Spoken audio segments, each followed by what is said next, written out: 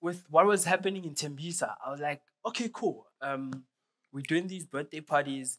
They're quite cool, but Tembisa is known for pubs and Caprivi, and those are like small places. And I go to these festivals that Brawili is taking me to, and I can see how big a party can get. And I think there are enough people in my hood to have a big party, you know? So I was like, I'm actually going to do a party. When am I going to do it? One day I was chilling, it was Christmas Day. You know how everyone just goes home for Christmas, you know? And my mom wanted to go home, which is my grandparents' place, for Christmas. And I was like, I'm going to stay at my home, which is here in Tembisa, you know? So you can go to your parents' place. I'm going to stay here, you know? So I was there just chilling alone, no Christmas lunch, and I was just bored, you know. All my friends were with their families. There was no party because everyone is just with their family. And I was like, actually, this is the day that I'm going to do a festival on because there's one, nothing is happening on that day. Two, all the businesses are closed, so no one is going to say they're going to Eshisanyama or like they're going to a capel or whatever, you know, because everything is closed. So if I can create something for people to have something to do after Christmas lunch, I think I'll nail it. And that went back to my 1 year in my marketing diploma course, where it's like you need to study who you want to do stuff for, you know. So I saw a gap, and that was the opportunity. You know, I was like, I'm gonna do this thing. So first year, I take a small venue for like 300-400 people. And I'm like, I'm doing a one-man show. It's gonna be one DJ, one artist, the whole night. You know, and like people are like, why would you want to have a party where you're the only DJ? You're gonna get tired, you know? And I was like, this is going to be a platform for me to interact with the people that follow me the whole year. So this is going to be the only party where they're going to get a full experience of who Shimza is. So I will not get there and play for an hour like I do every weekend. I will be there for like 6 hours, 8 hours, and I'll DJ. And during the break that I'll take, I'll have one artist to come and perform, and that's it. After that artist, I will go back and DJ, you know. And the reason why I took an artist is because I saw an opportunity in using that artist's fan base. So even if people didn't want to come for me, they would come for that artist, but they would be exposed to me from the time they get there till the artist gets there. And after that artist gets there, the only thing they're going to see on that stage is me, you know. And I understood that that was the branding opportunity of what I was creating, you know. So that's where my one-man show started. I was like, I'm doing this thing and I'm going to use it as a vehicle to expose my brand to people that like bigger brands, you know. So I did the first one.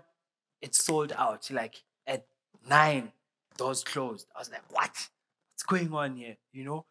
And after that, the feedback was so dope, you know, because I understood that the sound system has to be right, the venue has to be right, the music has to be right, the artist needs to be right. So I gave them an experience that they were not used to. And that's because I thought out of the box. I didn't think of, let me just do another set, gospel sing on Christmas Day. You know, I thought beyond um, how a normal Joe would think, you know. So the next year, now people are asking, when are you doing the next one? I was like, nah, chill, you know, we'll do it again next year in December. They're like, no, man, you need to do one during the year, whatnot. Now I can see that there's a demand. So I need to cut the supply so that they crave for it and come back in December again. So the next year, people are talking about this thing the whole year, you know? And then I was like, okay, cool. Who's popping this year? That year, Zakes Pantwini was like the biggest thing ever. Like he was out with Juju, Clap Your Hands, all those hits, you know? And I was like to Brawili, you know this guy. We need to have him at the show in December. Cool. Zakes agreed. Like, okay, cool, I'll do it. I never do gigs on Christmas Day, but I think we want to help this kid grow, you know.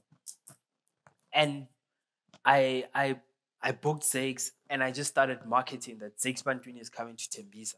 Like people went bananas, you know. So I realized that I couldn't go back to the same venue because it wouldn't make sense. We would sell out at 7:30 and then would have people standing outside, and you know that's money that I lost, you know.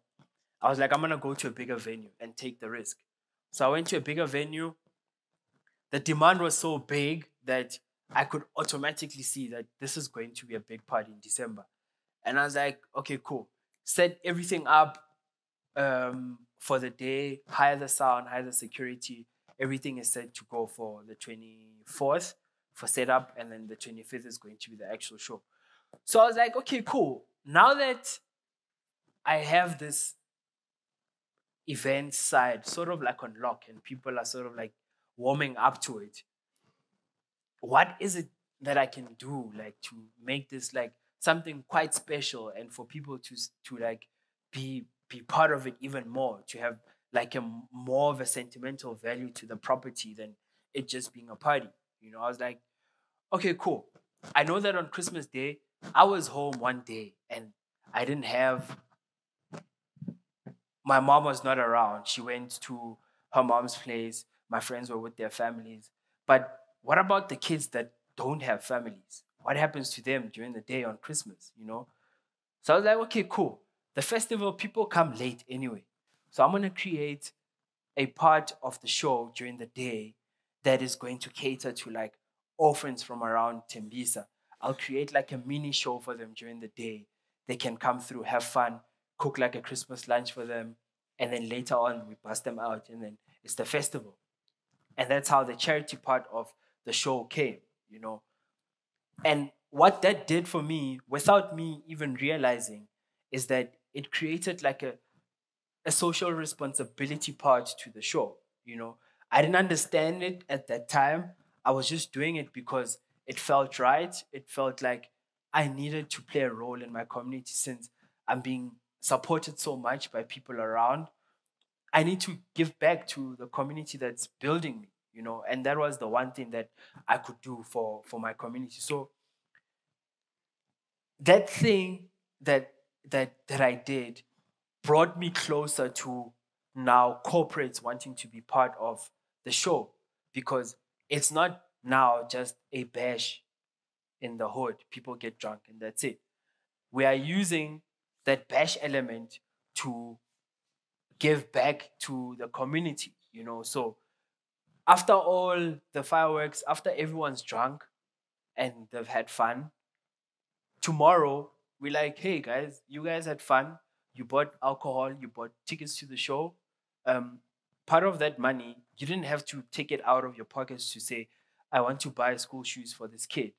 We used your money while you were having fun to buy school shoes with that money, you know. So it was not, yeah, it was not please give us money so we can buy these kids shoes. It was like, we'll give you your value for your money. You're not paying for the school shoes, you are paying for your entertainment, but we're going to take the money that you are using to do something else with it, you know. And it made sense because you are not running a pity party, you are giving people value, but you are using that money for something else, you know.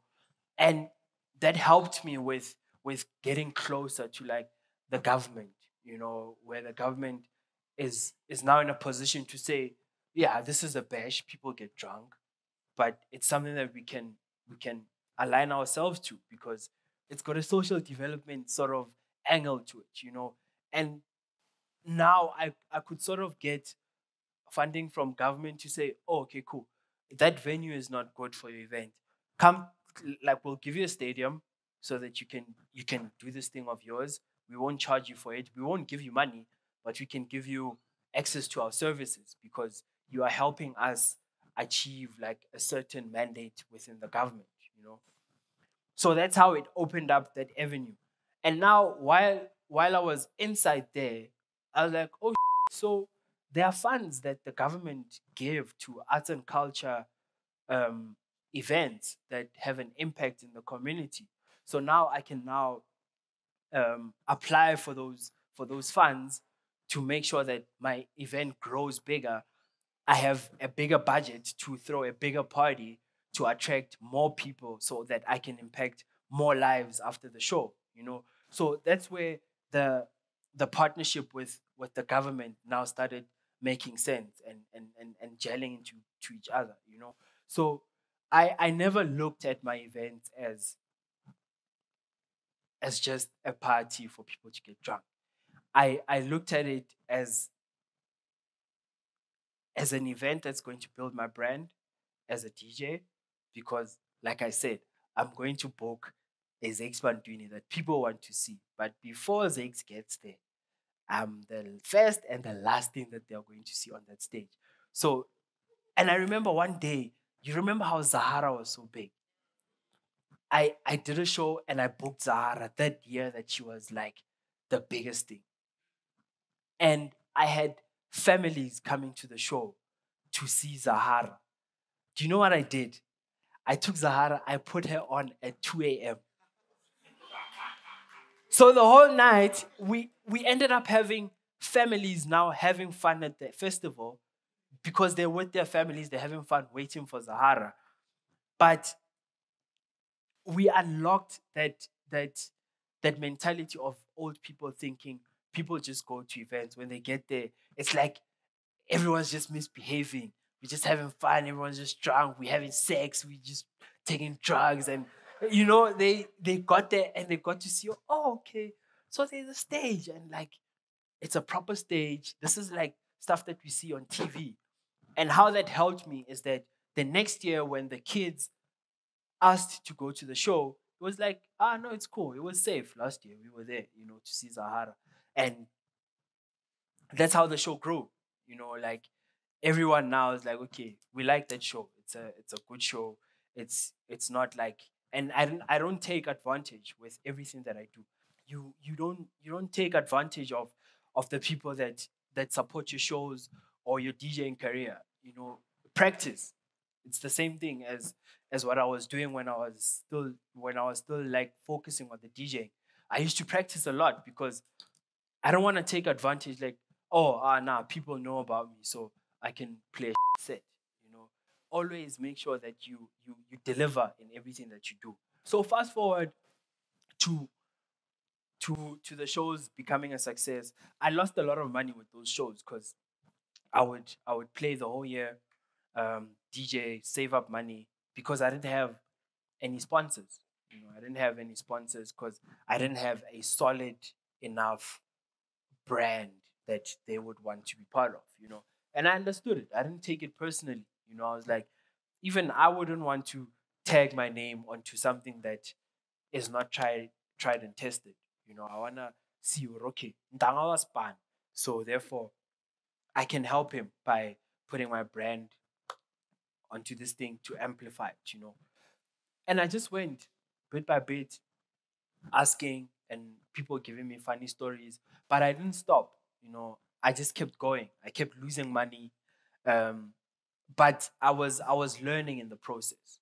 I was learning that security is very important. You need to make sure that you've got your people in certain places. So the losing of the money was not a problem for me because I knew that I'd have to work harder the next year to make the money back.